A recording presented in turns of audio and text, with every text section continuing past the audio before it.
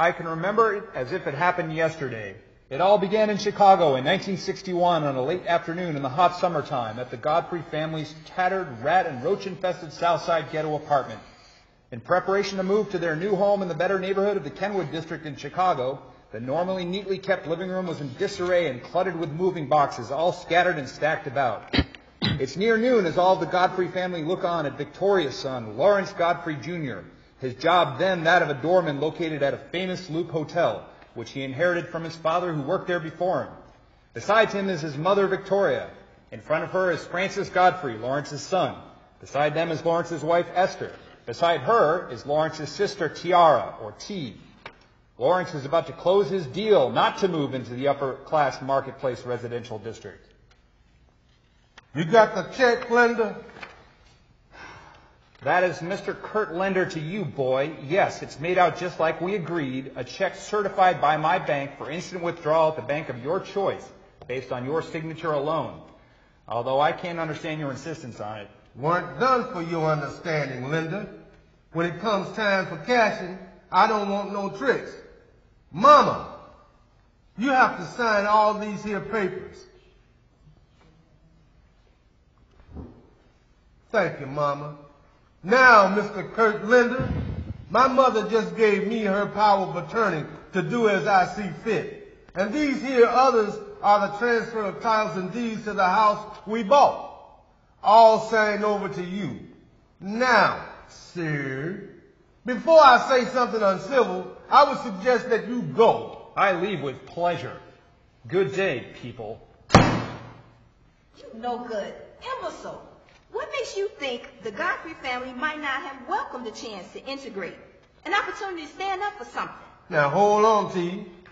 First hear me out.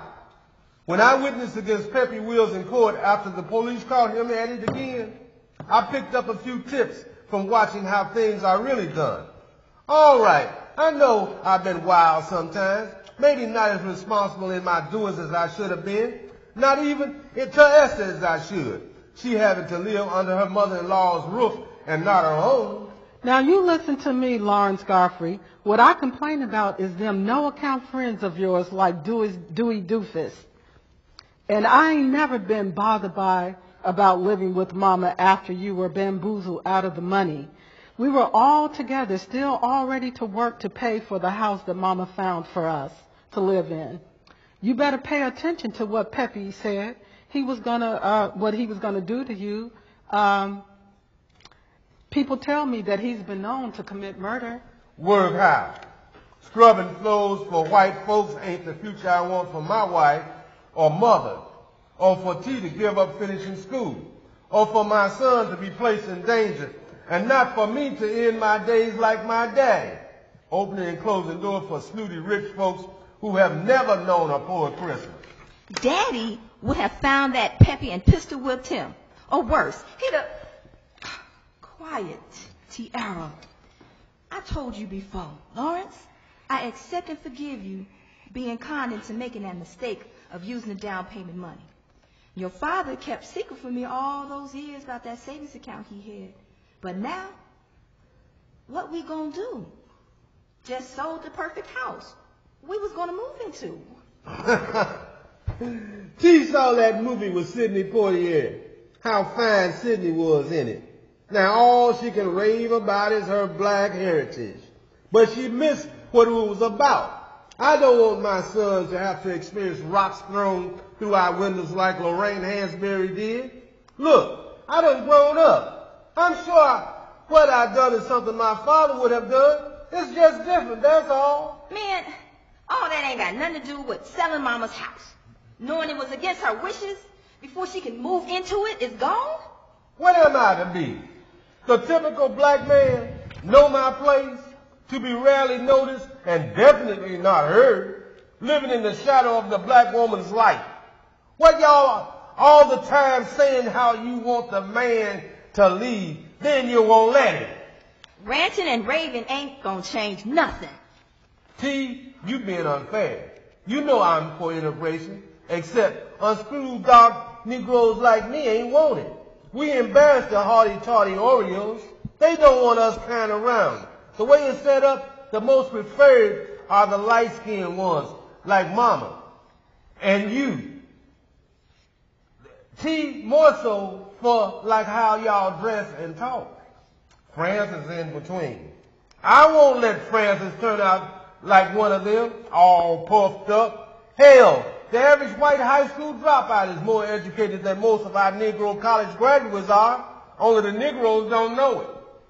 Lawrence, I give you permission to decide the family's interest, but in no house of mine is that language permitted. Well, Mr. Anointed, we can't afford to buy another house like the one Mama found at such a reasonable price. Never mind, T. We can all work together to save and buy something. T, you ought to back off me, 'cause yesterday morning I was home from work trying to recuperate from the night before when I overheard you and your African boyfriend discussing how stupid I was for losing that money. I had no idea. That I was home? Yeah, I know. Home to hear the not so very nice things you say about your brother behind his back. To an outsider. At least the prince gave me the benefit of a doubt. I know. All I have to do is get in touch with that realtor man. He might have something else. Maybe not for the same price, but... Nah, he be part of the problem. I made friends with some of the janitors at the courthouse at Pepe's trial. They in the courthouse grapevine. They know that guy. He at the courthouse all the time buying foreclosures. He and his company are part of a group of Ophé agents called blockbusters. They find black people like us and sell them mortgages or plant them around white folks, people living in all white communities to make it seem like the blacks have moved in droves. That scare whites into selling their houses to them cheap. Then the agents resell the same house to other Negroes at higher than market prices. When the Negroes fail for any reason to keep up payments, they get foreclosed on. That's how slums get made. That's despicable. Out of everybody around here, I wondered why they picked us. I never suspected. Mama, that's because you expect other people to see life like you do and be like you. Well, they don't and ain't like you. The way I see it, it's all fair in business. You make it if you use anything that's fair that makes you rich. That don't mean we have to sink to that level of doing things. That's the truth, son. Two wrong deeds, no matter for what reasons, don't make one right. Before y'all judging, please allow me to finish. After I found out what my beloved little sister thought of me, I paid a visit today to the realtor's office. A gentleman came in while I was telling the realtor about how Linder had come down here with his tough guys to offer to buy that house back from us for that neighborhood committee he represents.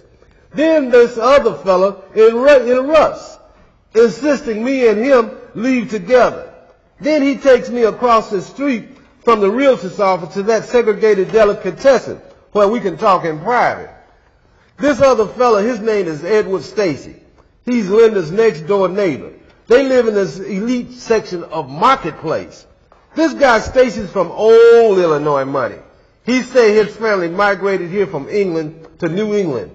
He lives in Illinois. He say he's some kind of conservative liberal. That explains everything. He explained that Linda favors covenants that restrict the selling of homes in the Marquette Park district to just white people.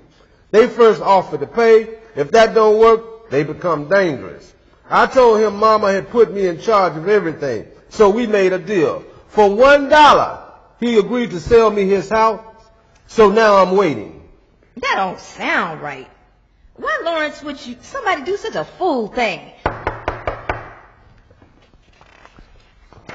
So nice to see you again, man. Well, hello, folks. My name's Edward Stacy. Ed to y'all. Excuse my haste. My chauffeur's double parked with the engine running. So without further ado, here's my $10,000 check for lender's check with the deed to my house. Our lawyers say we can write it off as a charity donation. My dad sure was glad when I told him I had this wrapped up. I'm all he's got since the death of my older brother in a mountain climbing accident. Yeah, sir, here's Linda's check, and the $1 you said was okay for me to pay. And here is your mortgage, sir. You are now the proud owners of one of the most expensive and elegantly furnished mansions in Market Place. Lender won't know what hit him. In the real world, there is no honor among thieves. When an opportunity presents itself, you jump on it. Yeah, think of it. Now we gonna be Linda's next door neighbors. And T can go on to college. That is, if she ain't gonna marry her African prince and sail away to Africa. And Mama, she can grow her gardens. More than that, we fellas ain't gonna have to wait turns to use the bathroom. There is 6 bedrooms, each with their own separate bathrooms. Mr. Stacy, I can't help but wonder, why, of all the people you have chosen, Lawrence and us, for this honor? How can I explain? Well, meeting Lawrence inspired me to experiment again with using different individual members from minority groups. I suppose you call them guinea pigs, where I would give them what I would say is the wherewithal. You see, my family's ancestors were immigrants to this country.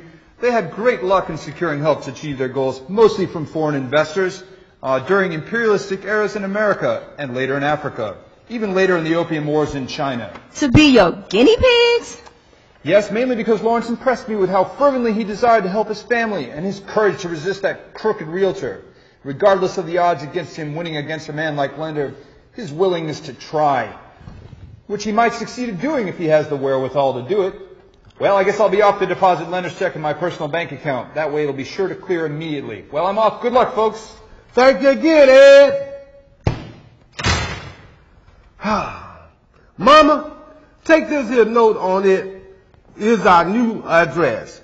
Tell them movers to get busy loading and moving our stuff there. Who are you to be giving Mama orders? That man just said he's using us as guinea pigs. Now, T, I put Lawrence in charge.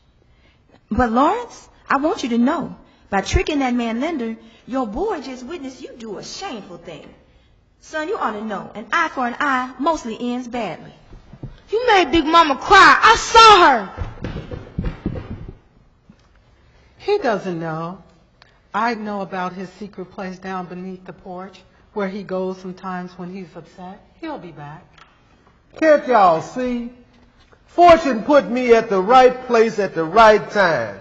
And I've decided I'm going to open up me a bigger, better liquor store than I planned to. When Stacy took me on a tour, I noticed an empty lot for rent. It sits between Marketplace and the ghetto south side in Kenwood. Hell, white folks drink liquor too. Me, I'm going to slow down. I ain't never liked the taste of liquor no way. Lawrence, as usual, you're a babbling fool. And you will always be a fool. Don't you see? It ain't ethical. You don't cheat somebody and move next door to them. And another place for our people to buy liquor? This was destroying our people. T, they tried to meddle in morals before.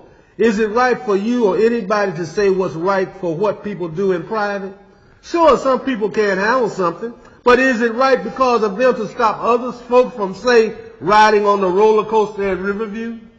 I still believe it was your daddy's hard drinking that helped to kill him. Maybe, but maybe not. It was the quality and the amount of bad booze he and all the other folks that was forced to drink when liquor was illegal. Don't you know by now, every time sanctimonious people and scheming politicians make unconstitutional laws in the name of protecting people from these sales, they take away the rights of all the people. Before long, people ain't got no rights at all. Before long, them and the government will be in our bathrooms telling us how to do what we do or go to jail. Mama, how can you give up your dreams? It's because he's the boy. You sides with him, ain't it? It's always about what the boy wants, isn't it? Now be reasonable, Tiara. In the long run, if what Lawrence says is true, we were just being used. After all these years of having nothing, maybe I did get carried away when the real estate agent picked us to sell cheap or expensive houses too. Don't you dare say that, Victoria. We all were in agreement with that, what you did. It's Lawrence who is to blame. He's the one who caused this mess.